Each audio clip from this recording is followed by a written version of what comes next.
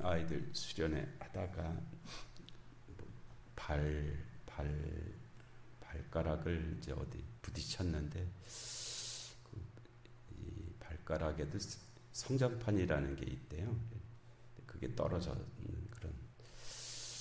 그래서 뭐 하여튼 지금 양지병원 쪽에서 이제 수술을 할 예정으로 이렇게 되어 있습니다. 중학교 1학년 아이, 남자아이인데, 그래서 하여튼 모든 절차들이 잘 진행되고 또 수술도 잘 돼서 회복될 수 있도록 위해서 기도해 주시기 바랍니다. 그리고 오늘 이제 10시에 거기서 마치고 교회로 이제 12시쯤에 오고 뭐 그런 일정으로 되어 있습니다.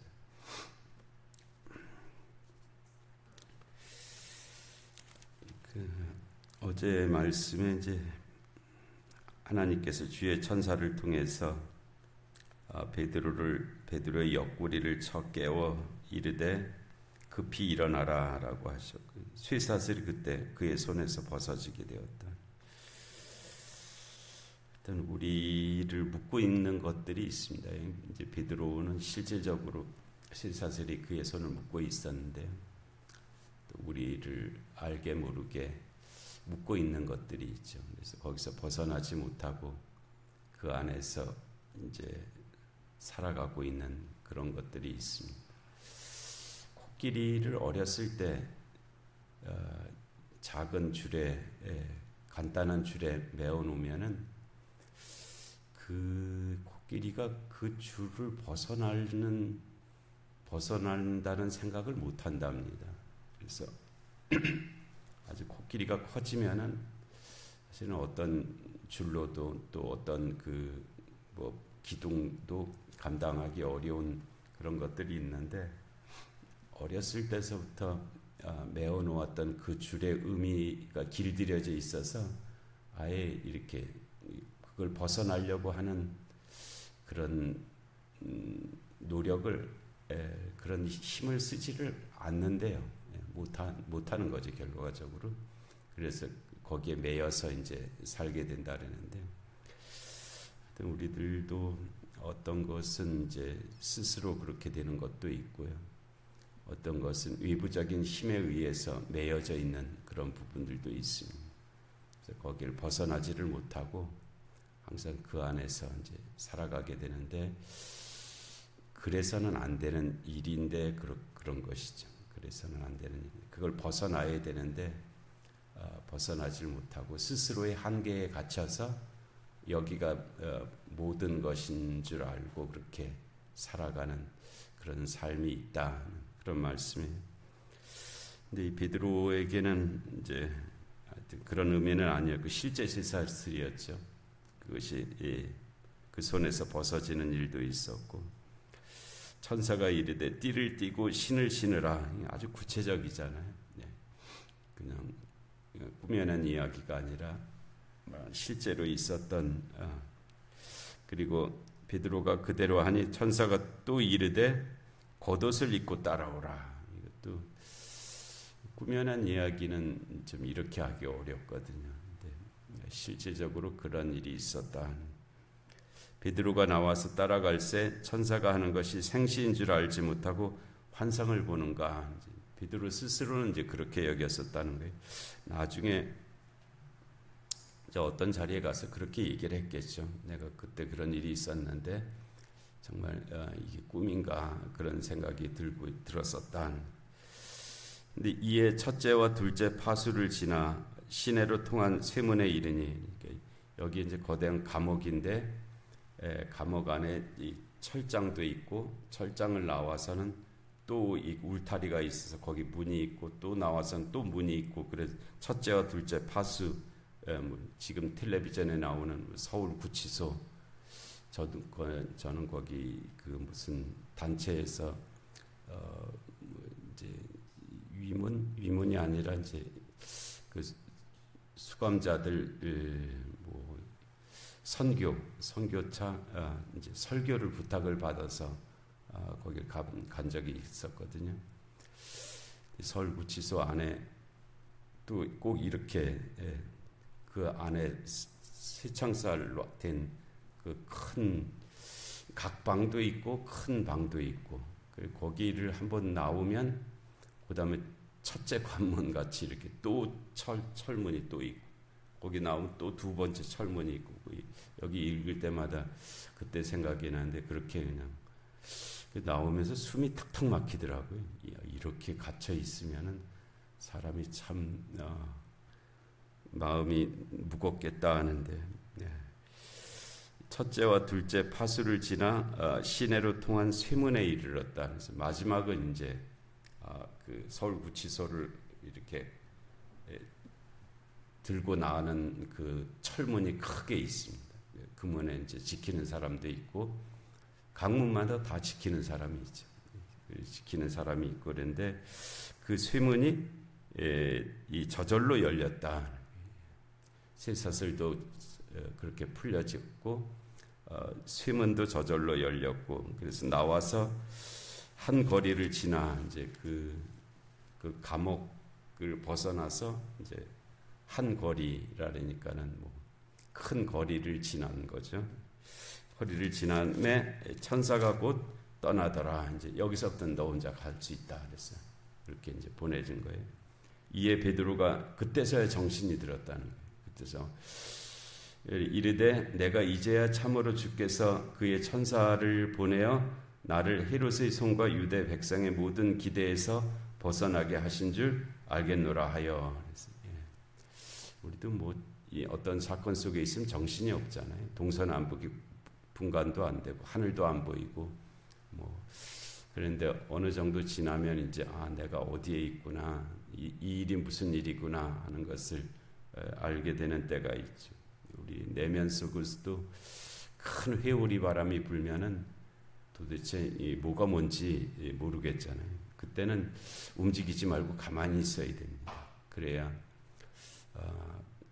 이제 그 모든 것이 이제 이렇게 제자리로 이렇게 되면 보이는 것들이 있어서 그래 가야 되는데, 그 회오리 바람이 소동칠 때, 요동칠 때 움직이면은 이제 해를 당하기가 쉽죠. 그래서 우리 마음 속에도 뭐 큰 화가 일어난다든지 두려움이 일어난다든지 뭐 분노가 있다든지 뭐 이런 것들이 요동칠 때는 아무것도 하지 말고 가만히 있어야 돼요. 그때 뭘 하는 말은 후회하는 말이 되기 쉽고요. 그때 하는 결정은 잘못된 결정이 되기가 쉽죠.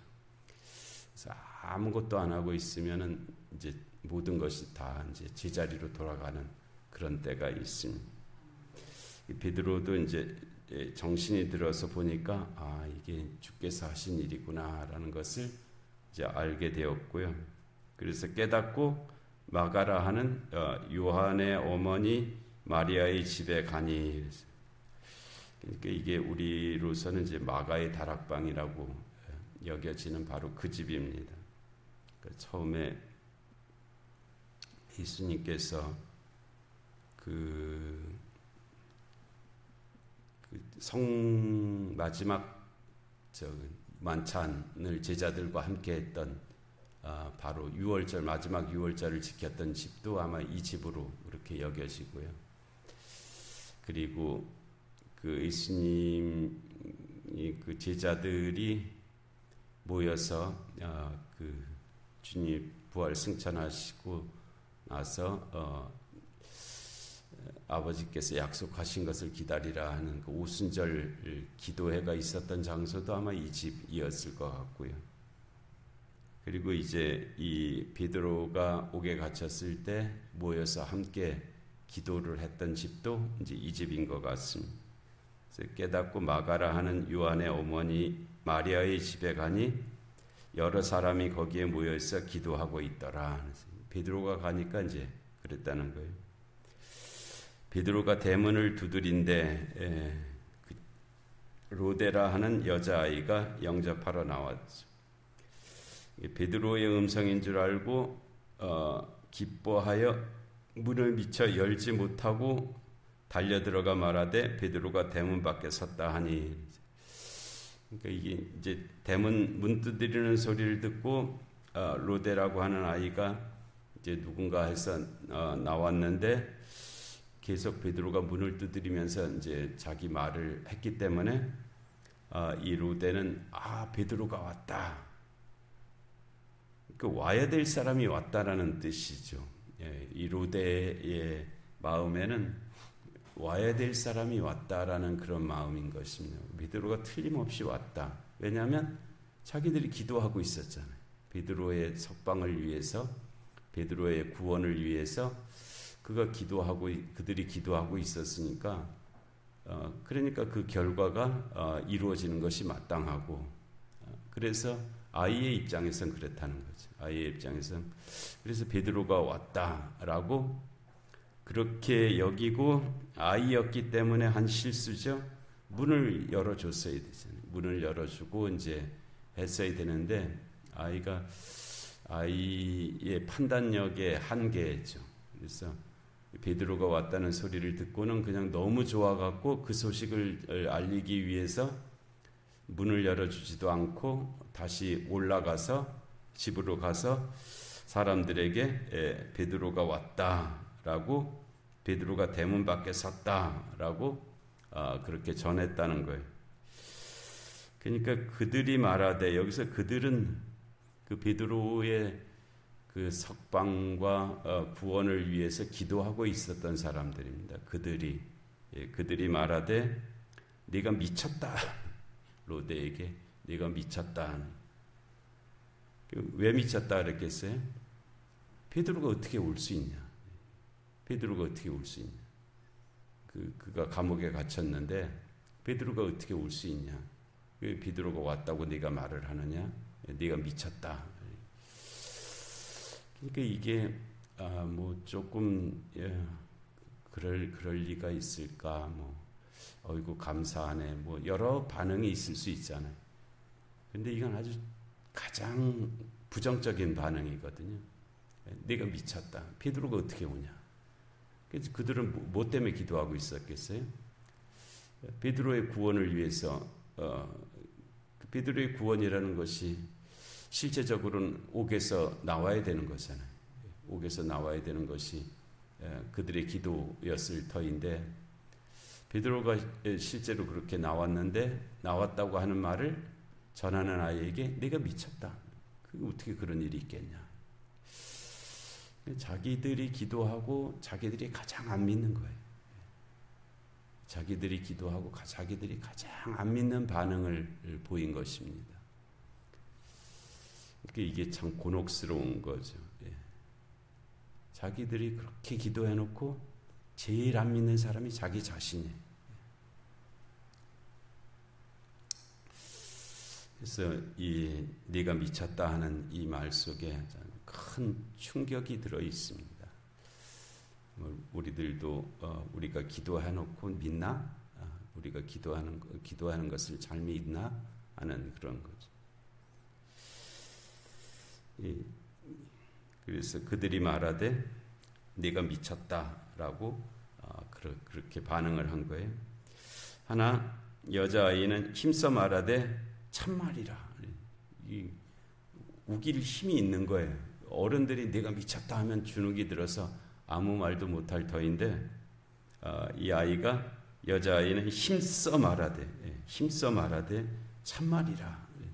두 가지가 작용했겠죠. 하나는 기도한 대로 되어 있는 것이 마땅하다 하는 힘이 작용했을 것이고, 또 하나는 이제 자기가 들었잖아요. 베드로가 온 그의 목소리를 들었기 때문에 그가 힘을 내서 그 말을 할 수가 있었다는 거예요. 참말이라 하니 그들이 말하되 그러면 그의 천사가 왔겠지. 어떻게 베드로가 왔겠느냐. 이렇게 이제 피해가는 거죠. 하나님이 하신 일에 대해서 자기들 나름대로의 세계관을 가지고, 또는 자기들 나름대로의 이해를 가지고 그렇게 여기는 그런 모습에 그의 천사가 온 모양이다라고 그렇게 했어요. 베드로가 문 두드리기를 그치지 아니하니 그들이 문을 열어 베드로를 보고 놀라는지라. 그때서야 이제 진짜 베드로가 왔구나 하고 놀랐다는 거예요. 베드로가 그들에게 손짓하여 조용하게 하고, 사실은 야고보도 죽였고 베드로도 죽이려고 했던 사람들이 거기 모인 사람들이라고 안 잡아가겠어요? 당연히 잡아가야 될 대상들이죠. 그러니까 베드로가 조용하게 하고 주께서 자기를 이끌어 옥에서 나오게 하던 일을 말하고 또 야고보와 형제들에게 이 말을 전하라 하고 떠나 다른 곳으로 갔다. 야고보는 주의 형제 야고보죠. 그래서 그들에게 이 말을 하고는 이제 그 죽임을 당한 야고보가 아니고 주의 형제 야고보와 형제들에게 이 말을 전하라 하고 떠났죠. 왜냐하면 탈출한 사람이 거기 있으면 병사들이 쫓아오면 이 사람들 다 잡혀가야 될 증거가 되잖아요. 그러니까 빨리 그 집에서 떠나서 다른 곳으로 갔다 하는 그런 말씀인데요.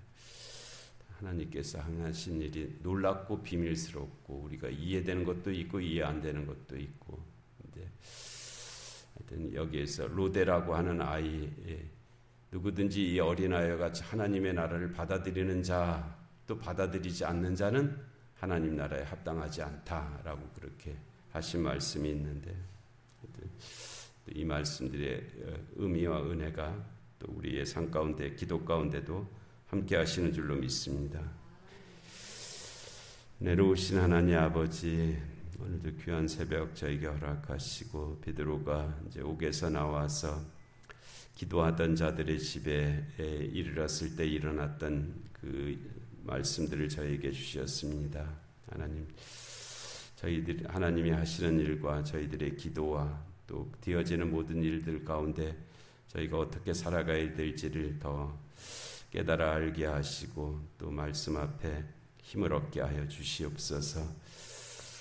영육간의 공고한 하나들을 긍휼히 여겨 주옵시고 이 나라 이 민족 가운데 주님의 공의와 정의가 임하게 하여 주옵시고 전쟁과 기근과 질병과 재난의 땅들 가운데 주의 긍휼하심이 함께하여 주시옵소서.